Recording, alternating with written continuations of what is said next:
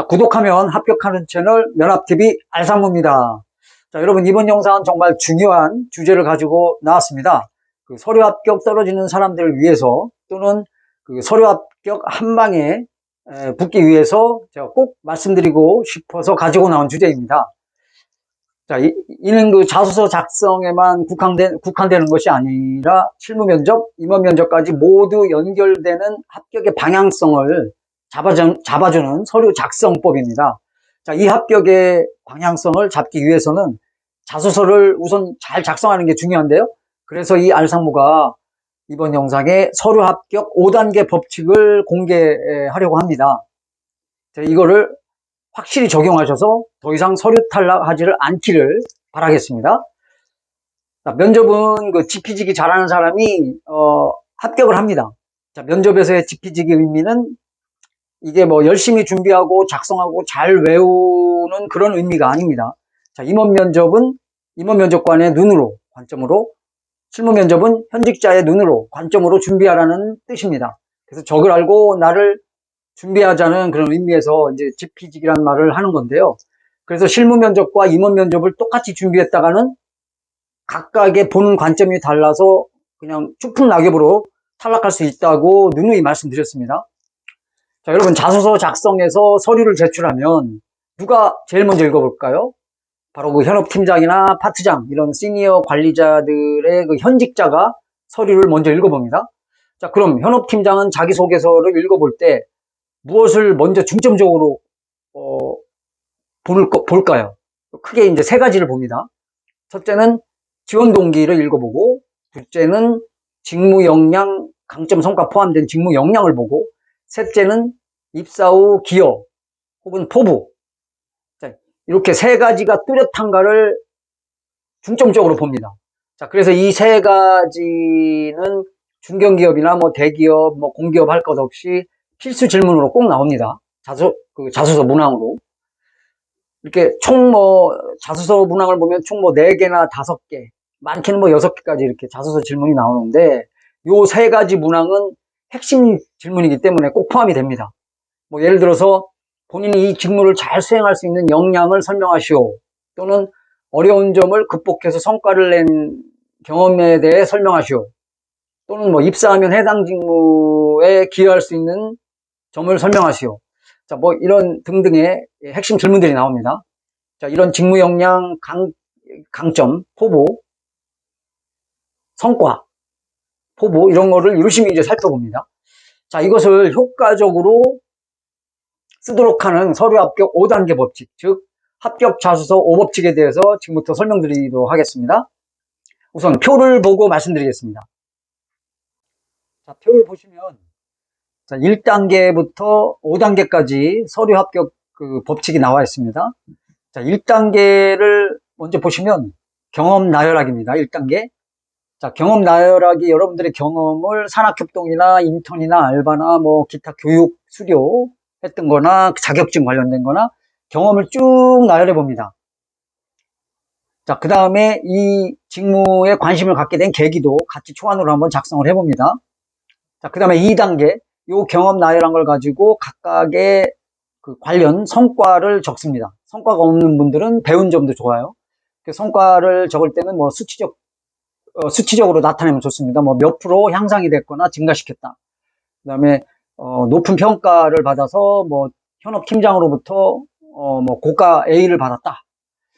그 다음에 뭐 이제 이런 직무 역량 경험이 크게 강화되는 그런 배운 점을 얻게 되었다. 뭐 이런 성과를 옆에다가 초안으로 또 작성을 해봅니다.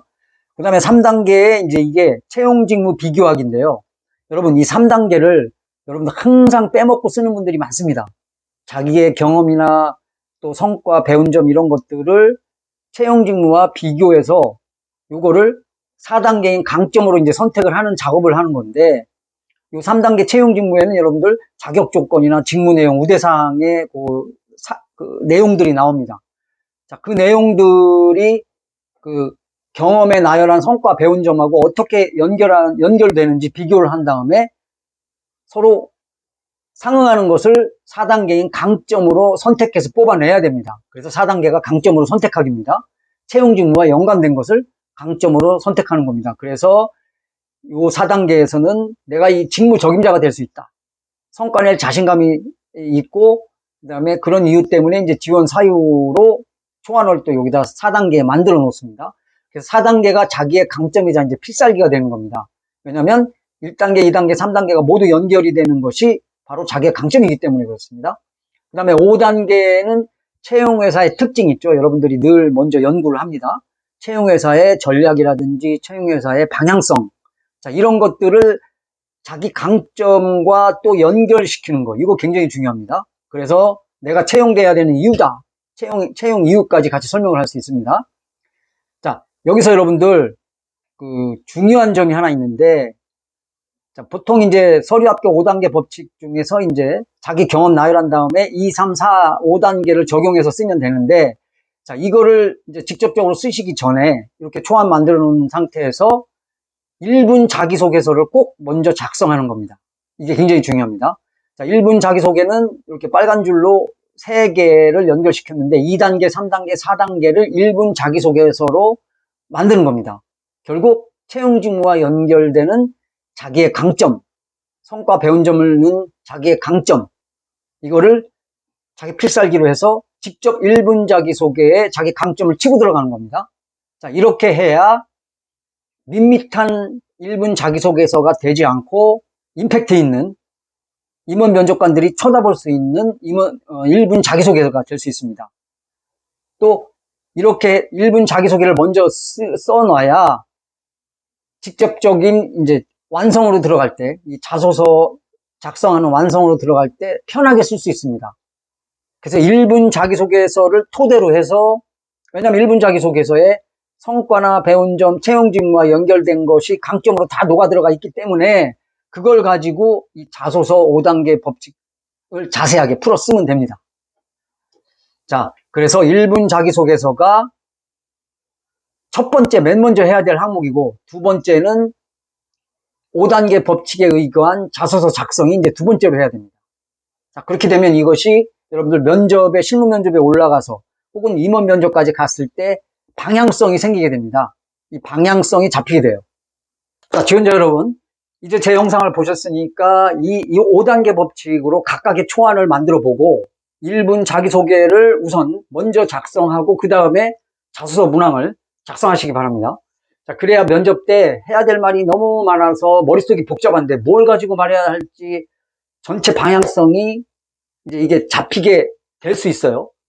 머리가 복잡하니까 뭘 먼저 얘기해야 될지, 어떤 거를 얘기해야 될지, 또는 이 질문에 이렇게 작성을 다 해놨는데 이 질문이 안 나오면 또 이걸 놓치게 되고, 자, 이런 방향성이 없는 그런 불합리한 오류를 범하지 않게끔 할 수 있는 것이 바로 이렇게 방향성이 잡히게 할 수 있는 서류 작성 5단계 법칙입니다.